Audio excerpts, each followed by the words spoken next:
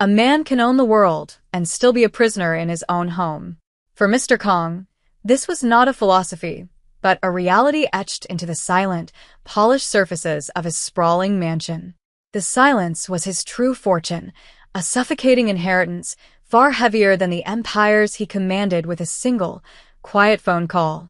From his office, a fortress of smoked glass and dark mahogany, he watched the world on a dozen screens.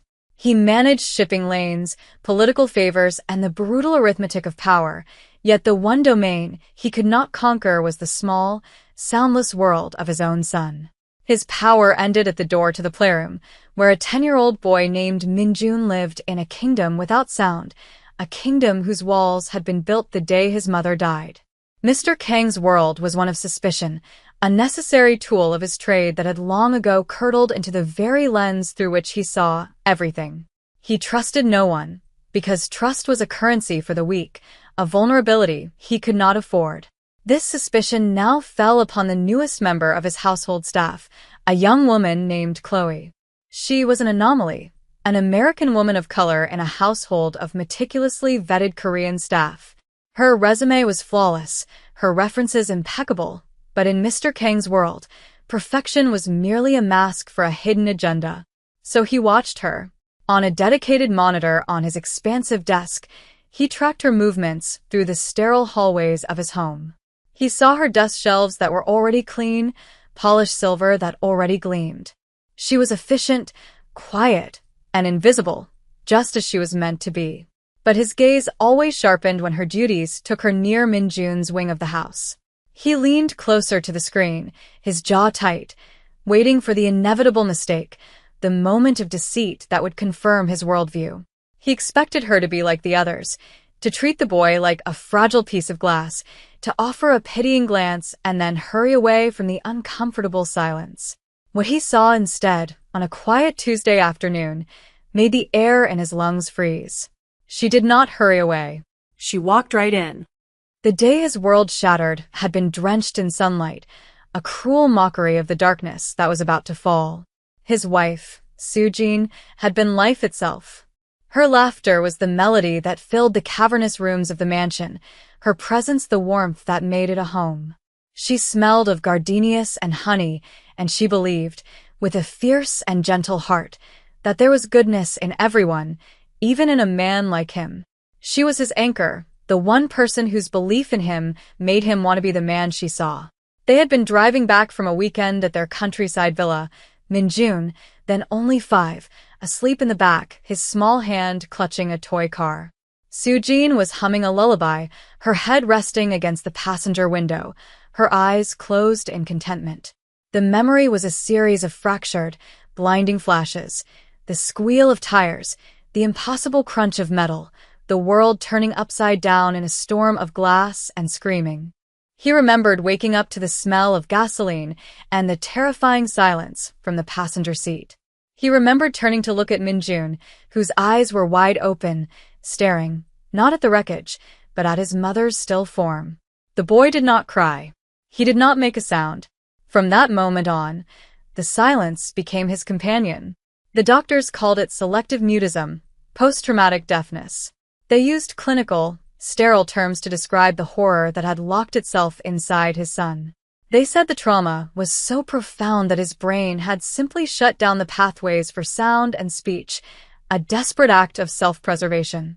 There were no physical injuries to his ears or vocal cords. The damage was deeper, in a place no surgeon's knife could reach. Mr. Kong had flown in specialists from every corner of the globe. He had offered them fortunes, threatening them with his immense power, begging them with the broken heart of a father. They all left with the same solemn shake of the head. The boy had chosen silence, they said, and only he could choose to leave it. Mr. Kong saw it as a failure, the ultimate testament to his own impotence. He could move mountains of money and men, but he could not reach across a silent room to find his own son. The mansion became a tomb, and Min-jun, its silent ghost. Chloe arrived on a Monday, dressed in the simple, dark blue uniform provided for the staff. She stood before Mr. Kong in his office, her hands clasped respectfully, her gaze direct but not challenging. She was tall and graceful, with kind eyes that seemed entirely out of place in the cold, calculated environment of his home. He had approved her hiring from a file, a collection of papers that told him nothing of the spirit within the person. He had needed a replacement for an older maid who had retired, and her agency came with the highest recommendations for discretion and thoroughness. He dismissed her with a curt nod, his attention already back on his business ledgers. To him, she was a function, a pair of hands to maintain the perfect, lifeless order of his house. He gave his head of security, a grim-faced man named Mr. Choi, a simple instruction. Watch her. Report everything. For the first week, the reports were mundane. She was punctual, meticulous, and kept to herself. She followed her cleaning schedules with an unnerving precision. She ate her meals alone in the staff kitchen and retired to her room promptly at the end of her shift. She was a ghost in the machine, so perfect that it grated on Mr. Kang's nerves. He found himself watching her on the cameras more and more, not just for security, but out of a gnawing, irritated curiosity. He watched her arrange flowers in the grand foyer, her touch gentle, as if she were coaxing the blooms to life. He saw her pause by a window to watch a bird build its nest in a cherry tree, a small, genuine smile gracing her lips for a moment before she remembered her duties and moved on.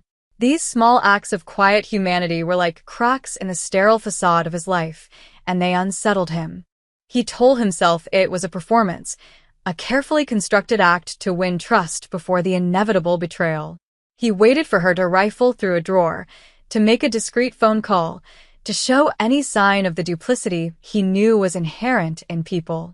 But she did nothing. She simply worked, her presence a quiet, steady rhythm in the silent house, a rhythm that was slowly starting to feel less like a threat and more like a whisper of something he had long forgotten. The first time she entered Minjun's playroom, Mr. Kang's entire body tensed. He was in his office, the late afternoon sun casting long shadows across the floor. He had been reviewing shipping manifests, but his eyes kept flicking to the monitor showing the playroom. It was a bright, cheerful room filled with every toy a child could desire, yet it was always as quiet as a museum exhibit. Minjun sat in the center of the floor, listlessly stacking a set of wooden blocks, his movements slow and mechanical. He never built anything imaginative. He just stacked them until they fell, then began again. The door opened, and Chloe entered with a small basket of folded laundry. The previous maids would have placed the basket on the dresser and fled, their discomfort palpable even through the grainy camera feed. Chloe did not. She placed the laundry away, then paused, her back to the camera. Mr. Kong held his breath. He saw her turn and look at Minjun.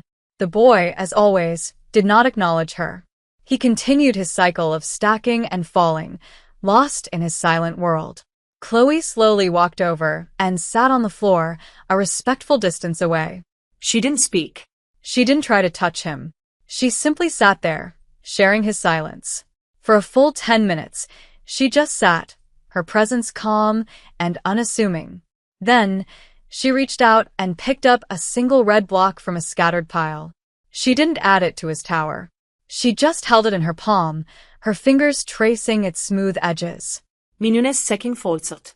His eyes, for a fraction of a second, darted towards the red block in her hand before returning to his tower. It was a flicker of awareness so small, so insignificant, that anyone else would have missed it. But Mr. Kong, whose world had shrunk to this single screen, saw it. He leaned forward, his face inches from the monitor, his heart hammering against his ribs. It was nothing, he told himself. A coincidence. A trick of the light. But he could not shake the image of that tiny, momentary connection in a world that had been devoid of any for 5 long years. He rewound the footage, his hand trembling slightly, and watched it again. And again. The boy had seen her. In that vast, empty silence, for one brief second, his son had seen her. This single, quiet moment became a ritual. Every afternoon, after her primary duties were completed, Chloe would go to Minjun's room. Mr. Kong found himself living for these moments, his multi-billion-dollar empire fading into the background. The The security feed was his sacred text, the playroom his temple. He watched as Chloe's methods evolved with a patience that was both baffling and captivating. She never pushed, never demanded. She offered. One day, she brought a piece of paper and a crayon. She sat on the floor and began to draw a simple, smiling sun. She left the drawing and the crayon near Minjun, who ignored it completely. The next day, she drew a tree. The day after, a house. The drawings accumulated in a small pile, a silent testament to her persistence. Then she began to use her hands. Mr. Kong watched, mystified, as she made graceful, deliberate motions in the air. He didn't understand what she was doing at first, but then a memory surfaced of a consultant he'd hired years ago, a specialist who had tried to teach Minjun sign language. The boy had been utterly unresponsive, his gaze vacant. But now, as Chloe formed the signs, Minjun's eyes would occasionally follow the movement of her fingers. She would point to a ball and then shape her hands into a sphere. She would touch a book and then press her palms together, opening them like a cover. She was teaching him a language he might be able to understand. And then came the singing. It was the most bewildering part of her ritual. He knew the room was soundproofed from his office, but he could see her mouth forming words, her expression soft and full of melody. She sang to a boy who could not hear, her voice a silent offering into the void. Mr. Kong felt a knot of anger and confusion tighten in his chest. Was this mockery? A cruel performance? But her face held no deceit. It was filled with a sincerity so profound it felt like an accusation against his own cynicism. One evening, driven by an impulse he couldn't explain, he typed American Sign Language into his computer. He watched videos, his powerful mind that dissected complex financial contracts now struggling to learn the simple signs for hello, friend, and hope. He was an observer, a spy in his own home, learning the secret language that was unfolding in silence between a maid and his lost son. The change in Minjun was not a sudden storm, but the slow, almost imperceptible melting of a frozen river. Mr. Kong, the vigilant watchman, was the first to notice. It began with the boy's eyes. They were no longer fixed on the meaningless task at hand. They would follow Chloe as she moved around the room, a sliver of curiosity cutting through the fog of his apathy. One afternoon, Chloe was signing the alphabet, her hands dancing in the air. She got to the letter C, forming a gentle curve with her hand. Minjun, who was supposed to be stacking his blocks, had stopped, his own small hand twitching in his lap. He slowly, clumsily, tried to mimic the shape. It was a broken, uncertain gesture, but it was a response. It was a message sent back from the silent island where his son had been marooned. Mr. Kong shot up from his chair, his breath caught in his throat. He stumbled towards the monitor, his face pressed against the cool glass as if he could will himself through it into that room. He rewound the footage. He watched the tiny hand curl into a hesitant C, over and over again. This was not a fluke. This was not a trick of the light. This was communication. A flicker of hope, an emotion he had long considered a dangerous indulgence, ignited within him. It was terrifying. Hope meant there was something to lose. For 5 years, he had lived in the cold comfort of rock bottom. There was no further to fall. But this tiny, flickering gesture from his son threatened to pull him back into the world of feeling, a world of potential pain and devastating disappointment. His suspicion of Chloe began to morph into something far more complex. The woman was not a threat to his fortune or his security. She was a threat to his grief. She was chipping away at the fortress of despair he had built around his heart, and he didn't know if he was ready for what lay inside. He began to watch her not with the eyes of a Mafia boss looking for betrayal, but with the desperate, pleading eyes of a father searching for a miracle. The question was no longer what she wanted from him, but what she was so effortlessly giving to his son. Mr. Kang's life began to revolve entirely around the silent drama playing out on his laptop screen. Billion-dollar deals were put on hold, his lieutenants were met with uncharacteristic silence, and the intricate web of his empire was left to manage itself. His universe had shrunk to the dimensions of a child's playroom. He started to recognize the patterns in Chloe's lessons. She was building a world for Minjun, one sign at a time. She taught him the signs for colors, for animals, for feelings. He watched as Minjun, with growing confidence, signed back. Blue, dog, happy. The signs were still clumsy, but they were clear. One day, Chloe brought a small, framed photograph into the room. Mr. Kang's blood ran cold when he recognized it. It was a picture of Sujin, his late wife, smiling her radiant smile. It was a picture he kept on his own desk, a painful, sacred relic. He felt a surge of rage. How dare she? How dare she bring that memory, that pain, into this fragile space? He was about to storm out of his office, to put an end to this intrusion, but he stopped, his hand on the doorknob. On the screen, Chloe was showing the picture to Minjun. She gently tapped the image, then brought her thumb to her chin and opened her hand in a gentle arc. Mr. Kong, the secret student of sign language, recognized the sign instantly. Mother, she was giving him back his mother. Minjun stared at the photograph, his eyes wide. He reached out a trembling finger and touched the glass over his mother's face. Then, he looked at his own hand and slowly, deliberately, brought his thumb to his chin and made the same gentle, arcing motion. Mother, Mr. Kong sank back into his chair, the rage dissolving into a wave of grief so powerful it buckled him.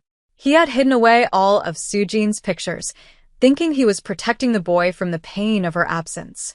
He had tried to erase the memory, believing it was the source of the trauma. But this gentle woman, this stranger, understood something he did not. You don't heal a wound by pretending it isn't there. You heal it by letting in the light.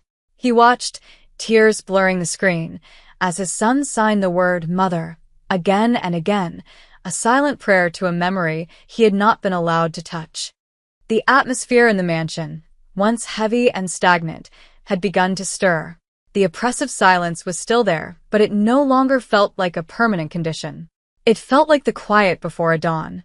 Mr. Kong found himself walking the halls of his own home, not as its master, but as a hopeful pilgrim. He would pause outside the playroom, listening to the nothingness, yet imagining the silent conversation happening within. He was too proud, too afraid to enter. The monitor was his shield, allowing him to witness the miracle without having to expose his own raw, vulnerable heart. One afternoon, he watched Chloe bring something new into the room. It was a small, wooden music box, intricately carved with birds and flowers. His heart sank. It was another cruel reminder of all his son had lost. The world of music was locked away from him forever. But Chloe didn't seem to see it that way. She sat on the floor in front of Minjun and wound the small key.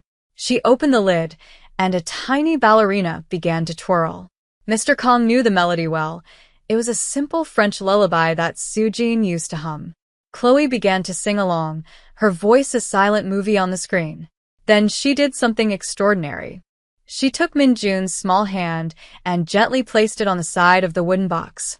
She gestured for him to be still, to feel. Mr. Kong watched his son's face. At first, there was nothing. Then, a subtle shift. Minjun's eyebrows furrowed in concentration.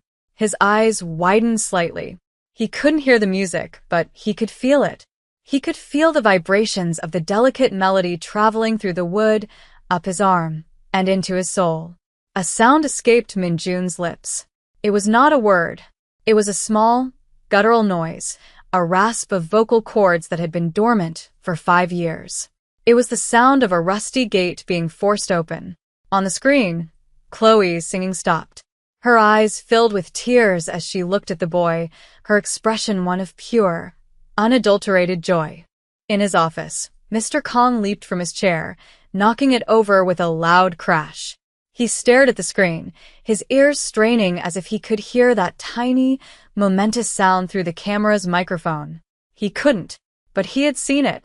He had seen the beginning of the end of the silence. The climax did not arrive with a thunderclap, but with the gentle rustle of leaves on a sunny afternoon. Mr. Kong was in his usual spot, a sentinel at the screen, his entire being focused on the live feed from the garden. Chloe and Minjun were sitting on a bench near Sujin's rose bushes, the one part of the garden he had insisted the groundskeepers maintain to perfection. The sunlight filtered through the leaves, dappling them in gold. Chloe was in her element, her hands painting stories in the air. She plucked a deep red rose from a bush, careful to avoid the thorns. She held it out for Minjun to see.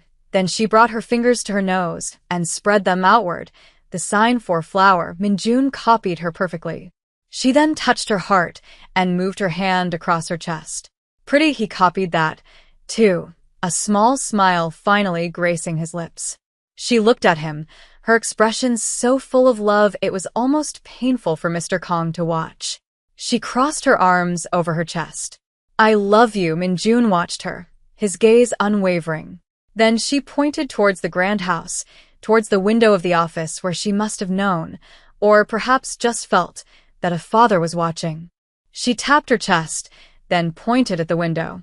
Your father. Then she made the sign for love again, directing it from the house to the boy.